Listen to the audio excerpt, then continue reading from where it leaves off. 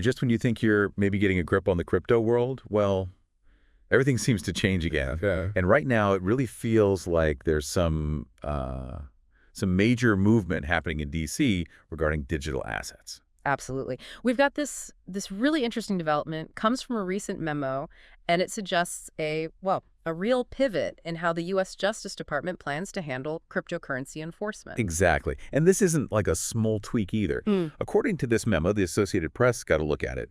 The DOJ is essentially disbanding its whole team focused on crypto enforcement. Yeah, the dedicated one. And look, we know how complicated the intersection of digital assets and the law can be.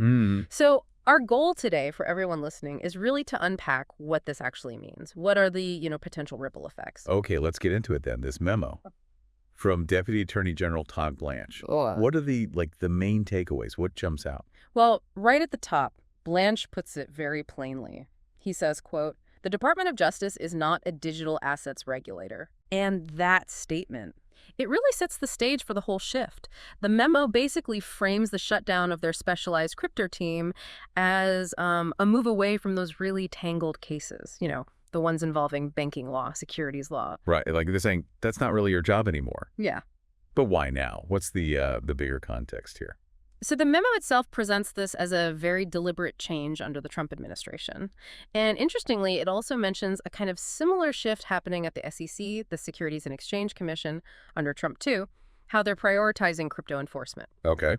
And the memo draws a clear line contrasting this approach with the Biden administration's. Right, and this is where it gets, let's just say, interesting.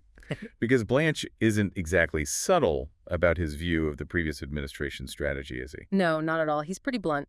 Blanche calls the Biden strategy regulation by prosecution. Oof. Yeah. And then says it was ill-conceived and poorly executed. It's quite a strong criticism. Definitely strong. Okay, so if that's what they don't want to do, what is the Justice Department's main focus going to be now with crypto? What are they still going after? The memo suggests a much tighter focus, really concentrating on people who, quote, rip off crypto investors. Okay. Or those using digital assets to fund crime. We're talking human trafficking, drug running, terrorism, that kind of thing. I see. So the emphasis really shifts to the more, let's say, straightforward criminal uses of crypto. Less about the complex regulatory stuff, more about the clear-cut crime. Got it. Now, let's try and understand the why. What's the thinking behind this, the motivations for this change, especially, from the Trump administration's angle? Well, the AP report suggests it's widely seen as an effort by the Trump administration to sort of make things easier for the cryptocurrency industry. Boost the industry is the phrase they used, I think. Right. There's this sense that maybe the administration feels the old approach was, stifling innovation or maybe unfairly hitting the sector. And the crypto industry itself.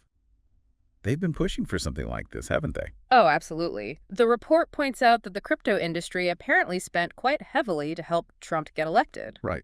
So you can kind of connect the dots there. They were likely hoping for a lighter touch on enforcement. A lot of people in the industry have complained, saying the Biden administration's actions, both criminal and civil, were targeting legitimate players unfairly.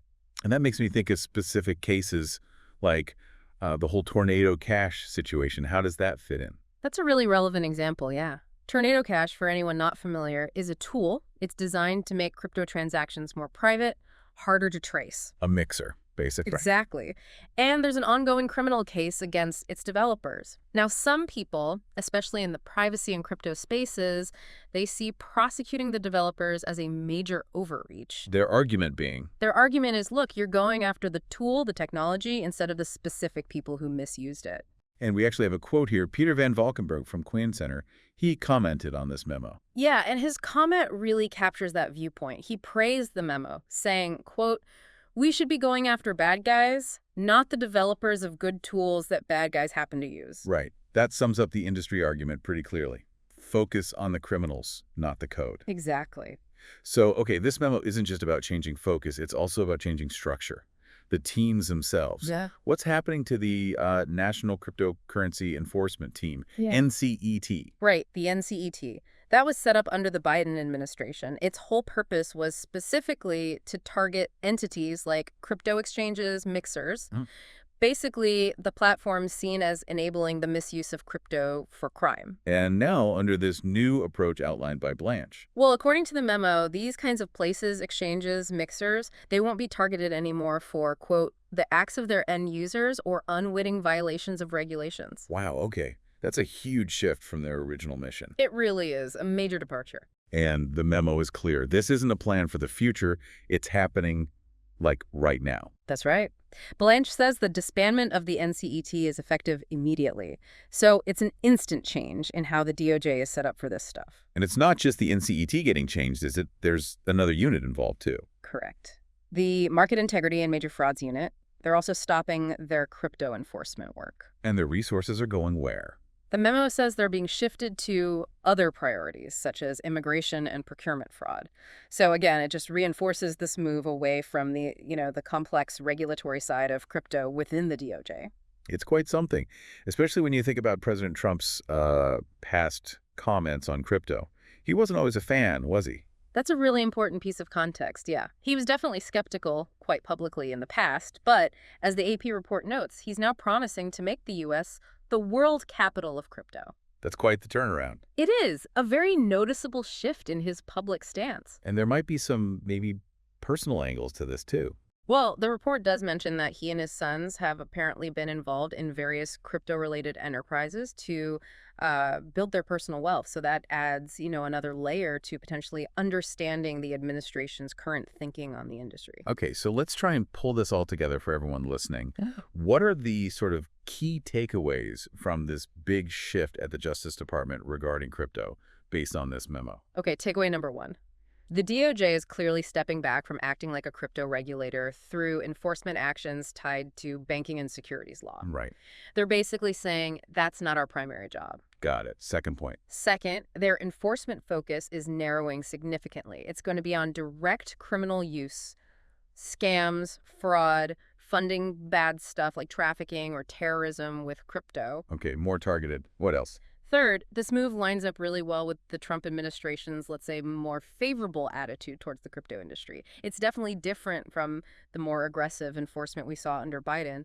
And fourth, it's worth remembering, the industry itself really wanted this kind of change, right? They argued against what they saw as overreach before. Absolutely. They've been advocating for this kind of shift. Okay. And finally, this whole change in strategy could really have major consequences for how crypto businesses operate in the U.S. and just the general oversight framework, moving away from regulation by prosecution. That could seriously reshape things for the industry. so summing up, we've dug into this AP report. It reveals the Justice Department is basically taking apart its main crypto enforcement team.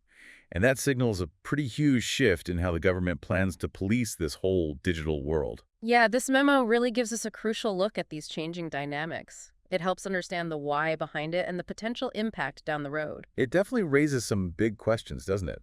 About the future of crypto regulation, enforcement in the U.S. What does this mean for protecting investors? How do legitimate businesses operate if things are maybe less regulated? Exactly those questions. And maybe the biggest one to chew on as we finish up is, how will this new balance work? The balance between encouraging innovation in crypto, which they seem to want to do, and also the absolute need to protect consumers and stop criminals from using these tools. It's a really tricky balance, and this memo shows a big adjustment is happening right now.